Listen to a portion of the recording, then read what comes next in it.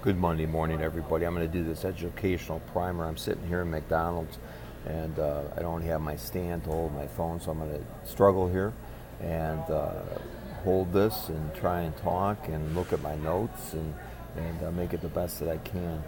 So today's segment is going to deal a little bit with negativity and how we can overcome it or maybe deal with it a little bit better. A couple weeks ago when I was teaching at one of my clients, a student after the class came up to me and wanted to talk a little bit more about negativity and what he could do to essentially change it. So I thought, all right, this is something I want to get back to him at regarding. And so over the past week, I was actually reading an article in Sports Illustrated about Aaron Rodgers. So I want to share something with you. So negativity, believe it or not, it can bring a benefit to a team.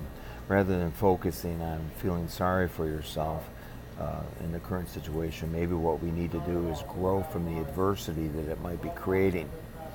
So what can we do? It can challenge others to grow from adversity by maybe stepping into a leadership role, okay, a new leadership role. It also may cause us to work outside our comfort zones and then finally realize that maybe it's really truly a team effort that needs to be done. For example, 11 guys leaning on each other rather than 10 guys leaning on one. And that's when I get into the article here, so bear with me as I try and read this. So last year Aaron Rodgers was hurt, and what they're doing in this article is addressing the injury and what it did for the team, the Green Bay Packers. And so it says this: as hard as at the time without Rodgers was, though players and coaches say the experience will strengthen them in the long run, Mike McCarthy said this: there's always a benefit to a negative situation.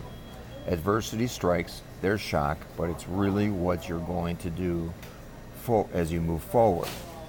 So what happened during this time frame was this: receivers Davante Adams and Randall Cobb found their voices in the huddle. Rookie running backs Aaron Jones and Jamal Williams got to see the offense from a different perspective, one without Rodgers' arm taking the pressure off of the running game. And then finally the defense was challenged too, because they were forced to play often without a lead and with shorter breaks as the offense struggled. So as you can see, it really became 11 people leaning on each other rather than 10 people leaning on the one. So I'm going to encourage you. You know what, negativity does happen in our lives. Let's utilize this and learn from the adversities that could be created. And if we're going to fail, let's fail forward, as John Maxwell likes to say. Make it a great Monday. Make it a great week. And remember to be abundant with yourself and each other. See you.